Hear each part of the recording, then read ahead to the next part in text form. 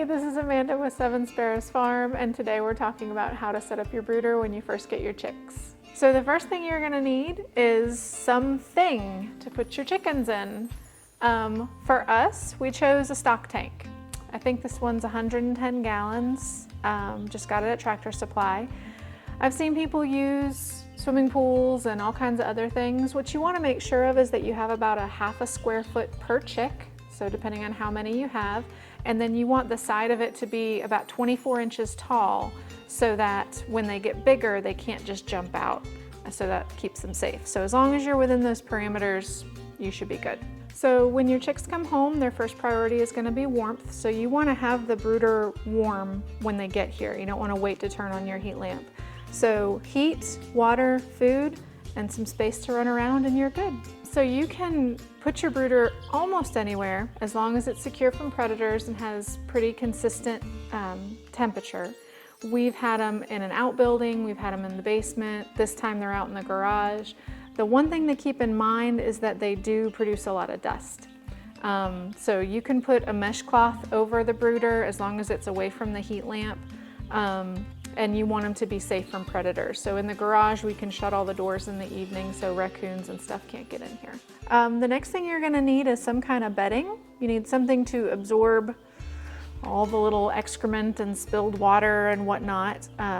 People use anything from paper towels to pine shavings, which is what we use. We use a deep litter method where we just add additional shavings on top. As they soil them, we just add fresh ones on top and it actually turns into compost after we're done. So it's kind of great. Some other things you're gonna need is some sort of heat source. The chicks are used to having mama hen and we don't have a mama hen here, so they need something to keep them warm. We have a heat lamp. I would prefer to have a hover heater, like a radiant heater, but this is what we have, so this is what we use. You see how they're kind of spread out? Nobody's really clumped up under the heater. Nobody's pushed all the way to the edges. That means the temperature is pretty good. They're not too hot, they're not too cold, they're not afraid to move around, go get their food and water and play and stuff. So we're just about right here. The next essential thing that you're gonna need is some way to feed your chicks.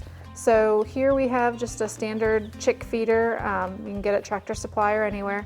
And it's got the little holes for them to stick their head in. I prefer that as opposed to an open feeder because with an open feeder, they'll tend to knock a lot of the feed out.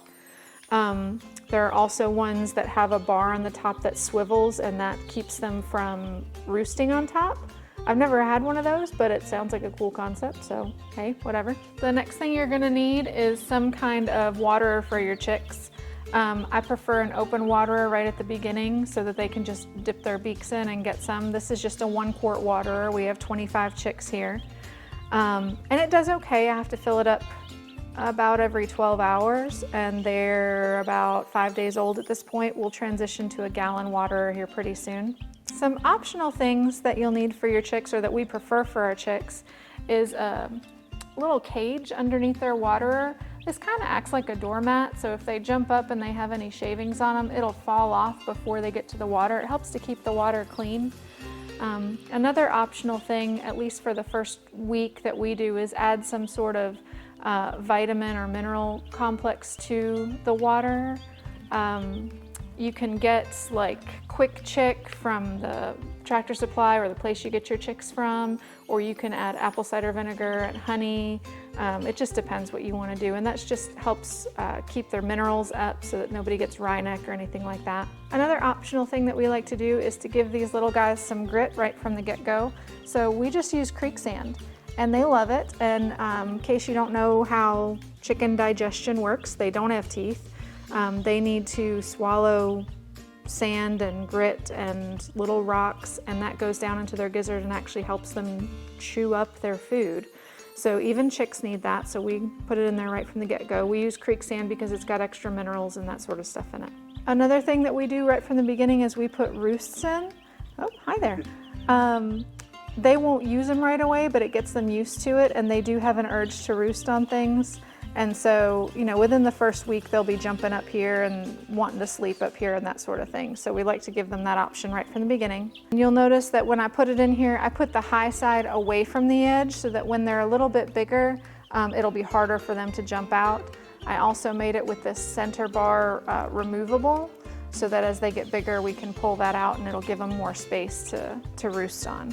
The last thing that we do that's kind of optional is we give them greens right from the get-go, and they've already decimated that pile of grass that we gave them this morning. They like to eat grass, so why not give it to them right from the beginning? I hope that was helpful, and if you have any comments or questions, feel free to leave them below, and don't forget to like or subscribe. Thanks!